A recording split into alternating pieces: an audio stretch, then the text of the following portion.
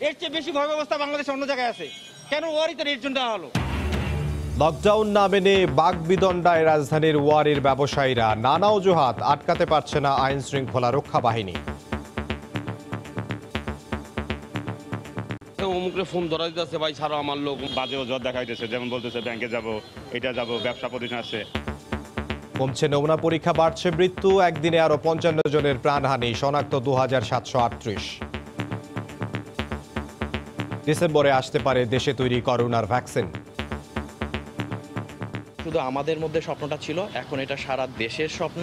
October, November, December এই 3 মাস আমরা রাখছি আমাদের 3টা ফেজের ক্লিনিক্যাল ট্রায়ালের জন্য।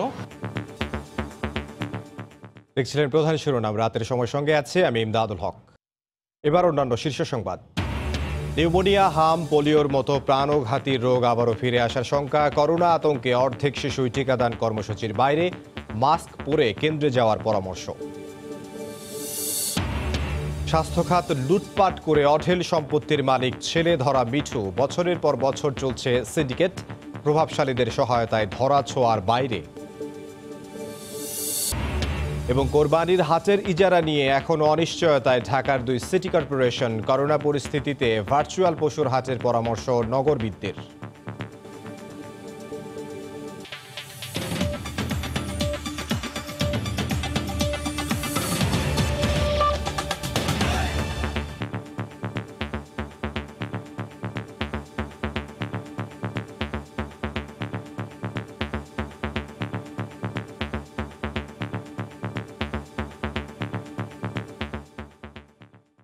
এলাকা থেকে বাইরে বের হতে জড়িয়ে পড়ছেন বাগবিতণ্ডায়, দিচ্ছেন নানা অজুহাত।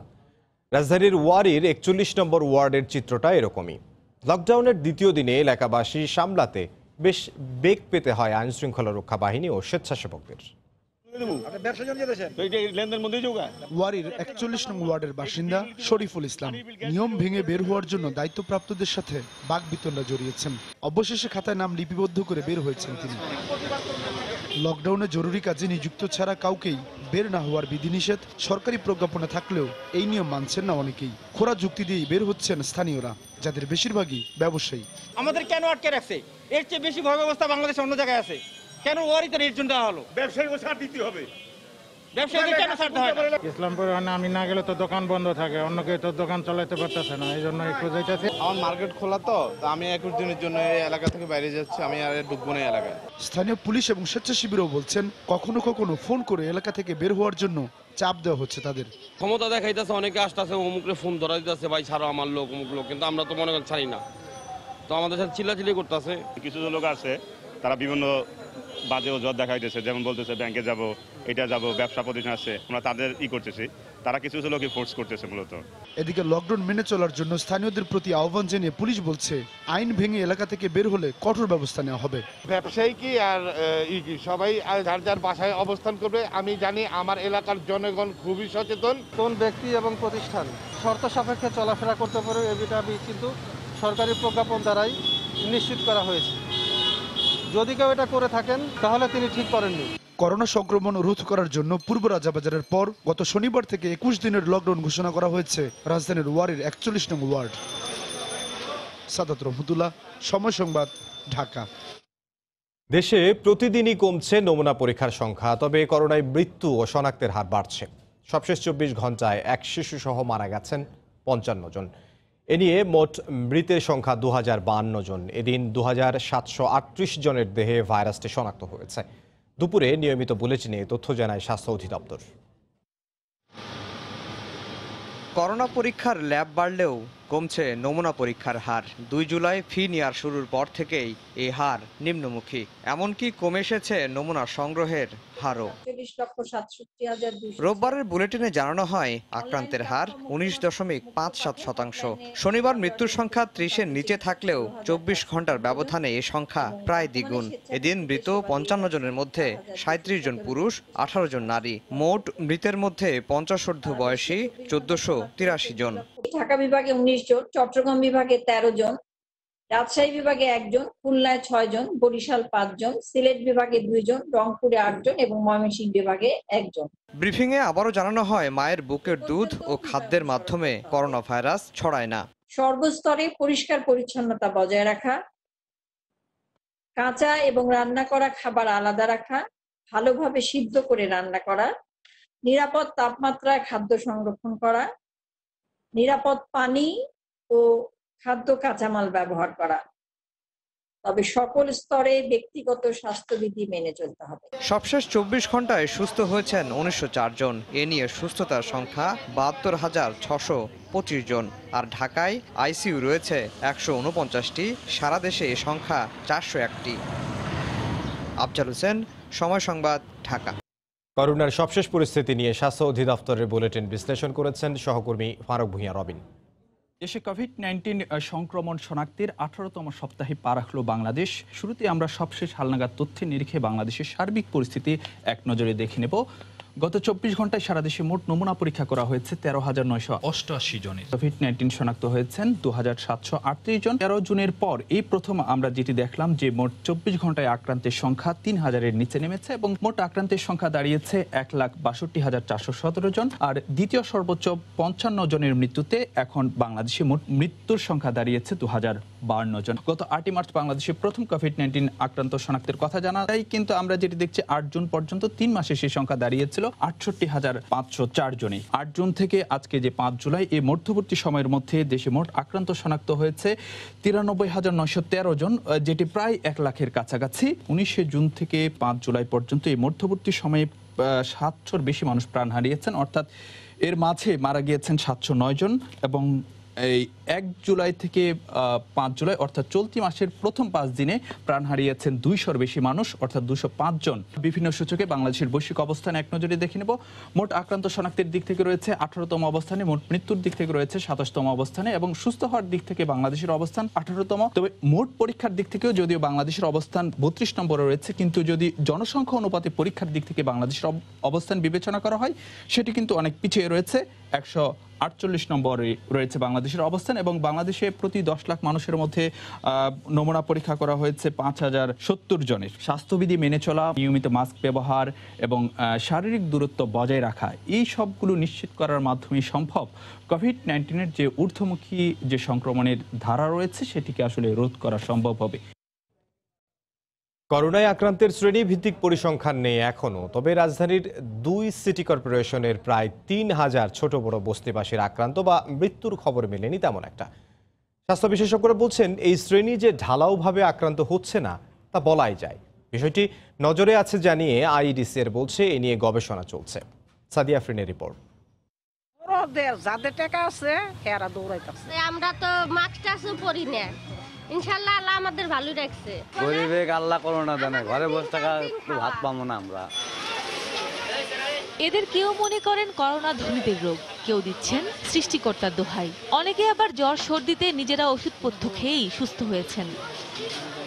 সর্বোচ্চ কোভিড ঝুঁকির নগরীর এই বাসিন্দাদের মাস্ক পরা, সামাজিক দূরত্ব বা বারবার হাত ধোয়ার কোনো বালাই নেই। রাজধানীর করাইল, টিএনটি, তেজগাঁও থেকে শুরু করে সব বস্তিতেই বাসিন্দাদের দাবি এখন পর্যন্ত আক্রান্ত হননি একজনও। করাইলে একজন পাওয়া যায় না, একজনও প্রয়োজন হয় না মাস্কের। এক এক রুমে আমরা 10-12 জন করে থাকি, করোনা ভয় পাই না। করোনা হয়েছে না আমরা কই মাসে বিশেষ করি না। তো চিকিৎসকদের মতে জ্বর সর্দিকে খুব একটা পাত্তা না দেয়ায় কোভিড পরীক্ষায় আগ্রহী হন না শ্রমজীবী এই মানুষেরা। পরীক্ষায় মূল্য নির্ধারণে এই আগ্রহ আরও কমে আসবে বলে মত তাদের। কারণ আমি যে পরিমাণ হাত ধোয়া, মাস্ক পরা এসব ব্যাপারে সচেতন থাকবো, স্বাভাবিকভাবে তাদের মধ্যে সচেতনতা কম। একবার যদি সংক্রমণ কোনোভাবে ছড়িয়ে পড়ে তাহলে কিন্তু এটা মারাত্মক আকার ধারণ করবে। অন্যদিকে আইইডিসিআর বলছে করোনার যে বৈশিষ্ট্য, এতে ঘনবসতিতে বসবাসকারী এই মানুষগুলো অগোচরেই আক্রান্ত হয়ে সুস্থ হয়ে উঠতে পারেন। এটা নিয়ে আমরা কাজ করছি এখনো। আমরা শুধু যে ঘুরে বেড়াচ্ছি তা না, আমরা স্যাম্পল কালেকশন করে টেস্টও করছি। আরো হয়তো সপ্তাহ 10 দিন লাগবে। জীবন আচরণের উপর সংক্রমণ ও সেরে ওঠার সক্ষমতা নির্ভরশীল বলে মত স্বাস্থ্য বিশেষজ্ঞদের। নিম্ন আয়ের বড় একটি অংশ স্বাস্থ্যবিধি মানার ক্ষেত্রে এখনও অসচেতন। সাধারণ পর্যবেক্ষণে এই অংশের মধ্যে দৃশ্যমান আক্রান্তের বা মৃত্যুর হার কম হওয়ার বৈজ্ঞানিক কোনো ব্যাখ্যা না থাকলেও বিষয়টিকে এখনই সতর্কতার সাথে দেখা জরুরি বলে মনে করেন বিশেষজ্ঞরা। অন্যথায় এমনিতেই সর্বোচ্চ সংক্রমণের ঝুঁকিতে থাকায় নগরীকে সামাল দেওয়া কঠিন হয়ে পড়বে বলে মনে করেন তারা। সাদিয়া আফরিন, সময় সংবাদ, ঢাকা। সবকিছু ঠিকঠাক থাকলে এই বছর বিজয়ের মাসে করোনার ভ্যাকসিন সবার কাছে পৌঁছে দেওয়ার বিষয়ে আশাবাদী গ্লোব বায়োটেক। নিজেদের আত্মবিশ্বাস নিয়ে পরবর্তী ধাপেও সফল হতে শতভাগ আশাবাদী প্রতিষ্ঠানটির তরুণ তুর্কি ডক্টর আসিফ। তবে যে কোনো পরিস্থিতিতে প্ল্যান বি, সি কিংবা ডি প্রস্তুত রয়েছে তাদের কাছে। তাই সরকারি সহায়তা পেলে সামনে আর বাধা দেখছেন না তারা। রাশেদ লিমনের রিপোর্ট। 8 মার্চ এই স্বপ্ন বলেছিলেন কেবল নিজেরা, ছিল আত্মবিশ্বাস আর দৃঢ় মনোবল। সেই স্বপ্নের সারথি এখন কোটি বাঙালি। বলছিলেন ডক্টর আসিফ, অপেক্ষাটা আর কয়েক সপ্তাহ, তারপরই মানবদেহে ট্রায়াল। প্ল্যান এ নিয়ে আমাদের আগে এগিয়ে যেতে হবে। 2 দিয়ে 4 মিলে গেলে আসছে ডিসেম্বরেই, অর্থাৎ বিজয়ের মাসেই বাজারে আসবে দেশে উদ্ভাবিত প্রথম করোনা ভ্যাকসিন। আমরা আসলে টেন্টেটিভ একটা হিসাব করেছি যে সিআরও যদি আমাদের রেডি থাকে এবং অ্যানিম্যাল ট্রায়ালের ডেটা দিয়ে আমরা বিএমআরসিতে সাবমিশন করি, ওরা ইভ্যালুয়েশন করে এথিক্যাল অ্যাপ্রুভালটা দিয়ে দেয় সময় মতো সেপ্টেম্বরের শেষের দিকে, সেক্ষেত্রে আমরা কিন্তু অক্টোবর, নভেম্বর, ডিসেম্বর এই 3 মাস আমরা রাখছি আমাদের 3টা ফেজের ক্লিনিক্যাল ট্রায়ালের জন্য।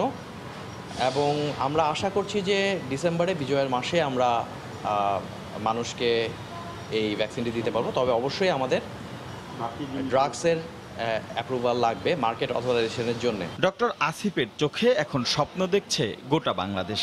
এই প্রত্যাশা চাপ নয়, বরং সহায়ক মানছেন তারা। বলছেন দরকার একটু সরকারি পৃষ্ঠপোষকতা, বাকিটা চোখের সামনে সাফল্য ছাড়া আর কিছুই দেখছেন না তারা। আগে শুধু আমাদের মধ্যে স্বপ্নটা ছিল, এখন এটা সারা দেশের স্বপ্ন এবং সকলের যে প্রত্যাশা, সেই প্রত্যাশার কারণে আমরা কিন্তু আমাদের কাজে আরও বেশি অনুপ্রাণিত হয়ে নতুন উদ্যমে আবার কাজ শুরু করছি। আমরা প্রজেক্ট ম্যানেজমেন্টের প্রথম কাজটাই হলো রিস্ক অ্যাসেসমেন্ট করা। সো সেই রিস্ক অ্যাসেসমেন্ট করে সেগুলো অ্যানালাইসিস করেই কিন্তু আমরা প্রজেক্টটা শুরু করেছি। বিজ্ঞানী হিসেবে আমরা প্ল্যান বি এবং প্ল্যান সি রেডি রেখেছি। অদম্য এই যাত্রায় সবাইকে পাশে চাইছেন এই স্বপ্নিক। রাশেদ লিমন, সময় সংবাদ, ঢাকা। নিজেদের তৈরি কিটের মানোন্নয়নের দাবি করেছে গণস্বাস্থ্য কেন্দ্র। দুপুরে রাজধানীর ওষুধ প্রশাসন অধিদপ্তরে কিটের মানোন্নয়নের জন্য আবেদন করতে গিয়ে এমন দাবি করেন প্রতিষ্ঠানটির প্রতিনিধি দল। তবে ওষুধ প্রশাসন অধিদপ্তর বলছে এই বিষয়ে যথাযথ বৈজ্ঞানিক তথ্য প্রমাণ সরবরাহ করতে পারেনি তারা। এই প্রেক্ষিতে গণস্বাস্থ্যের তৈরি কিট নিয়ে দেশজুড়ে আলোচনার মধ্যেই গত 17 জুন বঙ্গবন্ধু শেখ মুজিব মেডিকেল বিশ্ববিদ্যালয়ের গবেষণা দল জানায়, করোনা শনাক্তে কার্যকর নয় এই কিট। এর 15 দিন পর কিটের মানোন্নয়নের দাবি করে ওষুধ প্রশাসন অধিদপ্তরে আবেদন করেছে গণস্বাস্থ্য। ইউএসএফডিএ আমব্রেলার গাইডলাইন অনুযায়ী কিটের অ্যান্টিবডি সেন্সিটিভিটি থাকা প্রয়োজন ন্যূনতম 90 ভাগ। এর বিপরীতে গণস্বাস্থ্যের দাবি তাদের কিটের অ্যান্টিবডির সেন্সিটিভিটি বেড়েছে 97.7 ভাগ পর্যন্ত। এক্সটার্নাল ভ্যালিডেশনের জন্য আমরা অলরেডি আমাদের সিআরওর সাথে কথা বলবো, এটা করে ওনাদের কাছে রিপোর্ট সাবমিট করতে বলেছেন। আর অ্যান্টিজেনের বেলায় ওনারা আমাদেরকে একটা ফরম্যাট দিয়েছেন, সেই ফরম্যাট অনুযায়ী ওনারা আমাদেরকে অ্যান্টিজেনের ডকুমেন্টটা সাবমিট করতে বলেছেন। আবার এদিকে ওষুধ প্রশাসন অধিদপ্তর বলছে প্রতিষ্ঠানটি কিটের মানোন্নয়নের আবেদন করলেও তাদের কিটের অ্যান্টিবডির সেন্সিটিভিটি বাড়ানোর পক্ষে কোনো তথ্য উপাত্ত সরবরাহ করতে পারেনি। তারা বলছে যে তারা মানোন্নয়ন করতে চায়, তারা কিছু ইন্টারনাল চেষ্টা করতে চাচ্ছে। আমরা বললাম যে করতে চাইলে এই পাথরগুলো ডসিয়ার আকারে জমা দিতে হবে। আপনি কি করেছেন ইভিডেন্স আকারে না দিলে আমরা এটা হবে না, এবং আপনার ইন্টারনাল ভ্যালিডেশনের পরে আপনাকে থার্ড পার্টি ভ্যালিডেশন না করলে এটা গ্রহণযোগ্য না। গত 17 মার্চ মাত্র 15 মিনিটে করোনা শনাক্তের কিট আবিষ্কারের ঘোষণা দেয় ডাক্তার জাফরুল্লাহ চৌধুরীর গণস্বাস্থ্য কেন্দ্র। মোশাহিদ রনি, সময় সংবাদ, ঢাকা। করোনা মহামারীতে প্রায় অর্ধেক শিশু রয়ে গেছে টিকাদান কর্মসূচির বাইরে। সংক্রমণের ভয়ের পাশাপাশি অস্থায়ী কেন্দ্রে বসতে না পারায় টিকা দেয়া যায়নি শিশুদের। বেশিরভাগ এনজিওর কার্যক্রম বন্ধ হয়ে যাওয়ায় ঢাকার শিশুরা বেশি সমস্যায় পড়েছে। টিকাদান কর্মসূচি সফল করা না গেলে নিউমোনিয়া, হাম, পোলিও সহ নানা রোগ আবারও ফিরে আসার আশঙ্কা বিশেষজ্ঞদের। আদিত্য ধরের ছবিতে মুজাহিদ শুভ রিপোর্ট। দেশের স্থায়ী ও অস্থায়ী টিকা কেন্দ্রে নেই আগের সেই উপচে পড়া ভিড়। করোনার ছোবল থেকে অভিভাবকরা নিজে ও তার শিশুকে সুরক্ষায় রাখতে আসছেন না কেন্দ্রে। John Hopkins Bloomberg school and public হেলথের গবেষণা বলছে করোনাকালে অর্ধেক শিশু বিভিন্ন রোগের টিকা নিতে পারেনি। দেশে ছিলাম, বাচ্চার 15 বছর টিকাটা দিতে পারিনি। 2 মাস আগে দেওয়ার কথা ছিল, ভয়ের জন্য আর কি এতদিন নেওয়া হয়নি। মহামারীতে ক্ষুধা, অপুষ্টি ও অন্য রোগের প্রকোপে আগামী 6 মাসে 28,000 শিশুর মৃত্যুর আশঙ্কা করা হচ্ছে ব্লুমবার্গের গবেষণায়। শিশুর মৃত্যু ঝুঁকি কমাতে নিকটবর্তী কেন্দ্রের পরিবেশ পরিস্থিতি বুঝে দ্রুততম সময়ে টিকা নিয়ে বাড়ি ফেরার পরামর্শ বিশেষজ্ঞদের। বাচ্চাকে যদি মাস্ক পরানো না যায় তাহলে খুব আলতোভাবে মায়ের ওড়না অথবা শাড়ির আঁচল দিয়ে তার মুখ ও নাক ঢেকে দিলেই হবে। যে স্বাস্থ্যকর্মী বাচ্চাকে টিকা দিবেন তার মুখে মাস্ক পরা আছে কিনা। নিউমোনিয়ার টিকা, ইনফ্লুয়েঞ্জার টিকা, টিটেনাস, হুপিং কফ, এই রোগগুলো কিন্তু আমাদের আবার চলে আসতে পারে এবং এদেরকে শিশু মৃত্যুর হার কিন্তু অনেক বেশি হয়। শিশুদের বড় একটি অংশ টিকা না নিলেও এখন তা কাটিয়ে ওঠার সর্বোচ্চ চেষ্টা করা হচ্ছে বলে জানান ইপিআই পরিচালক। আমরা আশা করছি যে 1 থেকে 2 মাসের মধ্যেই আমরা এই যে কটা শিশু বাদ পড়েছে এটা পূরণ করে ফেলতে পারবো। শিশুদের জন্য নিউমোনিয়া, যক্ষ্মা, হাম, রুবেলার মতো মোট 10টি রোগের ভয়াবহতা করোনার চেয়ে কোনো অংশে কম নয়। তাই স্বাস্থ্যবিধি মেনে যে কোনো উপায়ে কেন্দ্রে এসে টিকা দিতে না পারলে শিশুরা মৃত্যু ঝুঁকিতে পড়তে পারে বলে আশঙ্কা করছেন বিশেষজ্ঞরা। মুজাহিদ শুভ, সময় সংবাদ, ঢাকা। রংপুর শহরে বিলাসবহুল বাড়ি, হাসপাতাল, একরের পর একর জমি, নানা অবকাঠামো, ছাত্রাবাস সহ বিপুল সম্পদের মালিক মিঠু। তিস্তাপাড়ের মণিপুর ঘাট থেকে উঠে আসা মিঠুর কি নেই এখন? শুধু রংপুরেই তার কত সম্পদ তার হিসেব নেই কারো কাছে। আলোচিত এই ঠিকাদার স্বাস্থ্য খাত গিলে ফেলে নিজের বিত্ত বৈভব গড়ে তুললেও বরাবরই থেকে গেছেন ধরা ছোঁয়ার বাইরে। শাকিল মাহমুদের ক্যামেরায় বিস্তারিত জানবো রতন সরকারের রিপোর্টে। ভবনের ছাদে হেলিকপ্টার নামতে পারে রংপুর নগরীতে এমন বাড়ি এই একটাই। বাড়িটির দিকে কোনো ক্যামেরা তাক করালেই স্বয়ংক্রিয়ভাবে বেজে ওঠে এর অ্যালার্ম সিস্টেম। বাবা কসিমউদ্দিনের নামে নগরীর বাণিজ্যিক এলাকায় প্রতিষ্ঠিত এই হাসপাতাল 24,000 মহিপুর ও দর্শনায় একরের পর একর জমি, নানা অবকাঠামো, ছাত্রাবাস সহ বিপুল সম্পদের মালিক মিঠু। দর্শনা এলাকায় ভিআইপি মিঠু নামে একটি সড়কও আছে। আগে কলেজপাড়া রোড ছিল, তো যখন উনি ভিআইপি রোড আর কি মিঠু যখন এসলো ম্যাচ করলো, তো তারপর ওনার নাম দিল আর কি ভিআইপি রোড। ম্যাচ আছে, তারপর আরো জায়গা আছে এখানে, ওইদিকে ওনার আরো হাসপাতাল আছে। তিস্তা নদীর তীরে এই বাড়িটি পরিচিত মিঠু হাজির বাড়ি নামে। এই গ্রামের নাম মহিপুর হওয়ায় মহি মিঠু নামেই তার বেশি পরিচিতি। কলেজ ওখানে আছে, ক্লিনিক আছে, খামার এখানে 2-4 এরকম আছে। মহি মিঠু সাহেব এখানে প্রজেক্ট দিছে, এখানে আম বাগান করছে, গরুর খামার করছে, মাদ্রাসা করছে, মাছের পুকুর করছে। রাষ্ট্রের গুরুত্বপূর্ণ ব্যক্তিদের ছেলেদের সঙ্গে সম্পর্ক স্থাপন করে কাজ বাগানো তার কৌশল বলে ছেলে ধরা মিঠু নামেও পরিচিত। আলোচিত এই ঠিকাদার স্বাস্থ্য খাত গিলে ফেলে নিজের বিত্ত বৈভব গড়ে তুললেও বরাবরই থেকে গেছেন ধরা ছোঁয়ার বাইরে। এখানেও একেবারে নিম্নমানের খাবার দেওয়া আছে ওই একই ঠিকাদারি প্রতিষ্ঠানের মাধ্যমে, যেখানে কেউ হস্তক্ষেপ করতে পারতেছে না। এটা টোটাল একটা সুন্দরভাবে একটা সিন্ডিকেট প্রথার মধ্যে জড়িত। তো এটাকেই ভাঙতে হবে। এই জিনিসটা যতক্ষণ পর্যন্ত এটা সরকার কঠোর অবস্থান না নিবে ততক্ষণ পর্যন্ত কিন্তু স্বাস্থ্যক্ষেত্রের পরিবর্তন অসম্ভব। 1980 সালের বন্যা ও ভাঙনে সর্বস্ব হারিয়ে 8 ছেলে 3 মেয়ের সংসার নিয়ে কসিমউদ্দিন 1986 সালে স্থির বসতি গড়েন মহিপুর ঘাটে। মোতাজ্জেরুল ইসলাম মিঠু ভাই বোনদের মধ্যে দ্বিতীয়। রতন সরকার, সময় সংবাদ, রংপুর। ভুতুড়ে বিল কাণ্ডে সম্পৃক্ত থাকার অভিযোগে দেশের 4 বিতরণ সংস্থার 290 কর্মকর্তা কর্মচারীর শাস্তির সুপারিশ করেছে বিদ্যুৎ ও জ্বালানি মন্ত্রণালয়। দুপুরে বিলের অনিয়ম নিয়ে মন্ত্রণালয়ের পক্ষ থেকে অনলাইন সংবাদ সম্মেলনে কথা জানান বিদ্যুৎ সচিব ডক্টর সুলতান আহমেদ। তিনি দাবি করেন কোনো গ্রাহককেই অতিরিক্ত বিল দিতে হবে না। তিনি আরও জানান রিডিং ছাড়া কোনো বিলও প্রস্তুত করবে না বিতরণ সংস্থাগুলো। করোনার বাস্তবতায় গ্রাহকদের সুবিধা দিতে গিয়ে 3 মাসের বিলম্ব বিদ্যুৎ বিল মওকুফের ঘোষণা দেয় সরকার। সংক্রমণ ঝুঁকি এড়াতে মিটার রিডিং না নিয়ে অনুমান নির্ভর বিল প্রস্তুত করে বিতরণ সংস্থাগুলো। এতেই মার্চ, এপ্রিল ও মে মাসের বিলে বড় রকমের বিড়ম্বনায় পড়েন গ্রাহক। কোনো ক্ষেত্রে নির্ধারিত বিলের 10 গুণ পর্যন্ত বেশি বিলেরও দায় চাপে গ্রাহকের কাঁধে। কাদের গাফিলতিতে ঘটল এমন ভুতুড়ে বিলের ঘটনা, বিষয়টি তদন্ত করতে 25 জুন টাস্কফোর্স গঠন করে বিদ্যুৎ ও জ্বালানি মন্ত্রণালয়। সেই টাস্কফোর্স রোববার তাদের তদন্ত প্রতিবেদন জমা দিয়েছে মন্ত্রণালয়ে। প্রাথমিকভাবে 290 কর্মকর্তা কর্মচারীর অবহেলার প্রমাণ পেয়েছে বিতরণ কোম্পানিগুলো। রোববার অনলাইন সংবাদ সম্মেলনে বিদ্যুৎ সচিব এই ঘটনার বিস্তারিত তুলে ধরে ক্ষমা চান। তিনি বলেন, সারা দেশে 61,265 জন গ্রাহকের বিলে অসঙ্গতি পাওয়া গেছে। আমরা তাদেরকে ব্যবসা করার জন্য সৃষ্টি করিনি, সরকার সৃষ্টি করিনি।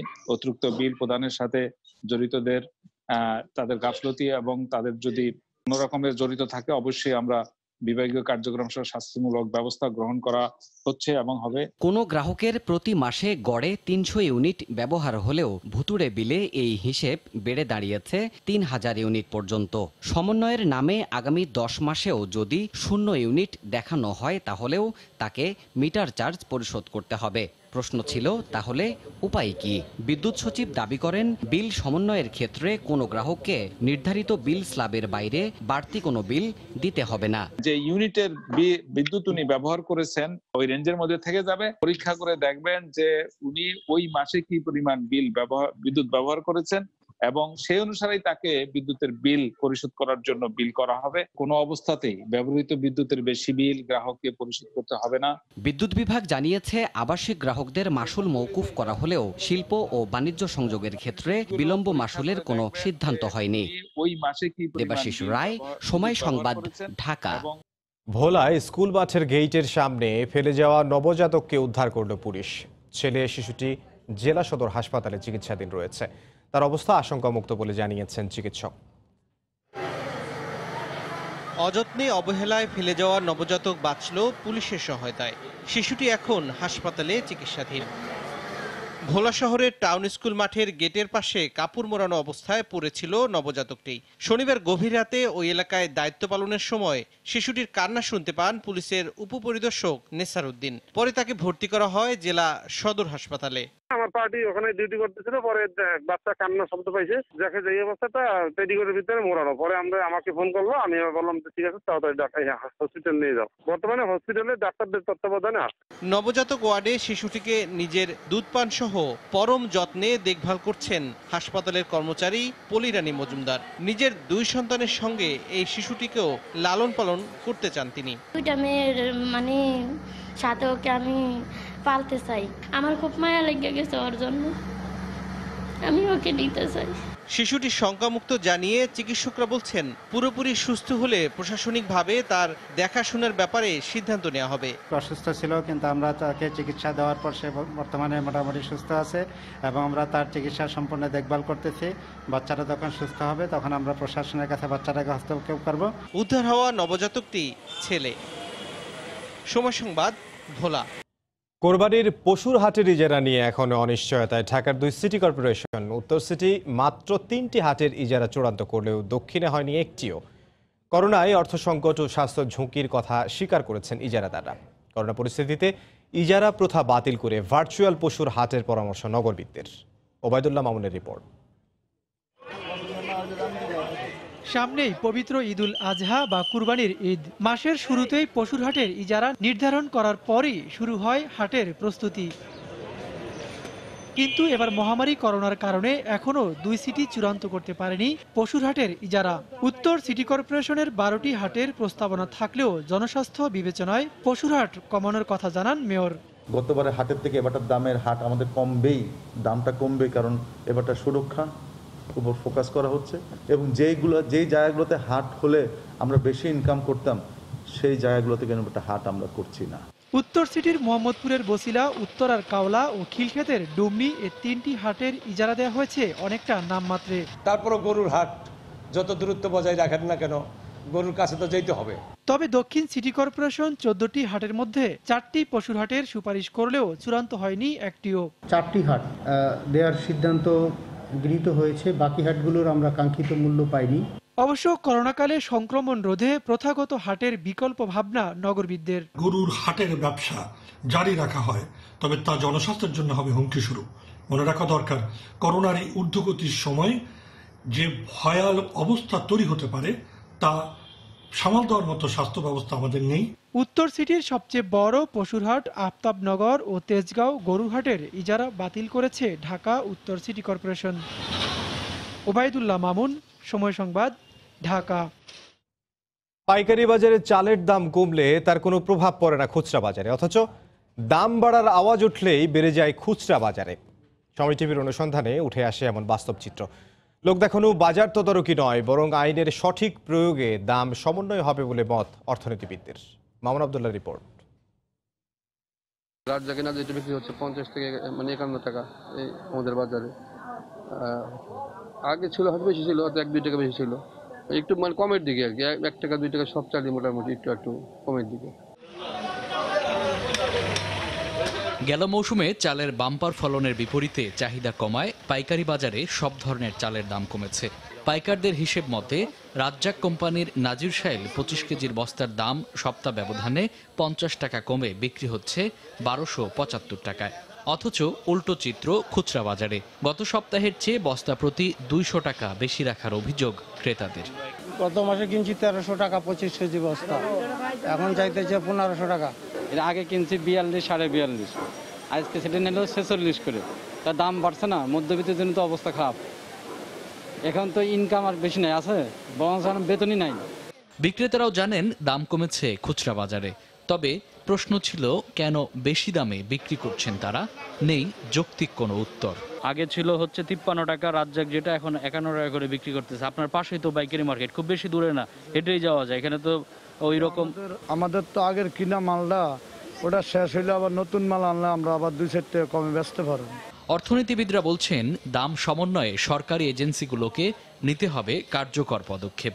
খুচরা পর্যায়ে যে দামের যে সমন্বয়, সেটা যদি তাড়াতাড়ি হয় তাহলে সবার জন্য ভালো। সেক্ষেত্রে আমি মনে করি যে সরকারকে একটু, সরকারের যে এজেন্সিগুলো আছে তাদেরকে একটু বাজারে আপনার নজরদারি বাড়াইতে হবে, এবং সেটা যদি হয় তাহলে সেক্ষেত্রে হয়তো তাড়াতাড়ি সমন্বয় আমরা দেখতে পাবো। খাদ্য মন্ত্রণালয়ের হিসেব মতে সরকারি গুদামে চাল মজুদ আছে 9 লাখ টন। মামুন আব্দুল্লাহ, সময় সংবাদ, ঢাকা। এই পর্যায়ে শীর্ষ সংবাদ জানিয়ে দিচ্ছে আরেকবার। এর চেয়ে বেশি ভয় অবস্থা বাংলাদেশে অন্য জায়গায় আছে, কেন ওয়ারিতে এর জন্য হলো? লকডাউন না মেনে বাগবিতণ্ডায় রাজধানীর ওয়ারির ব্যবসায়ীরা। কমছে না নমুনা পরীক্ষা, বাড়ছে মৃত্যু। নতুন শনাক্ত 2738। ডিসেম্বরে দেশে ভ্যাকসিনের আশা। নিউমোনিয়া, হাম, পোলিওর মতো প্রাণঘাতী রোগ আবারও ফিরে আসার শঙ্কা। করোনা আতঙ্কে অর্ধেক শিশুই টিকাদান কর্মসূচির বাইরে। মাস্ক পরে কেন্দ্রে যাওয়ার পরামর্শ। স্বাস্থ্য খাত লুটপাট করে অঢেল সম্পত্তির মালিক ছেলে ধরা মিঠু। বছরের পর বছর চলছে সিন্ডিকেট। প্রভাবশালীদের সহায়তায় ধরা ছোঁয়ার বাইরে। এই ছিল রাতের সময়ে। আপনার মোবাইলে সময় সংবাদ দেখতে ও সব খবর পেতে ডাউনলোড করুন সময় অ্যাপ আর সঙ্গে থাকুন সময়ের।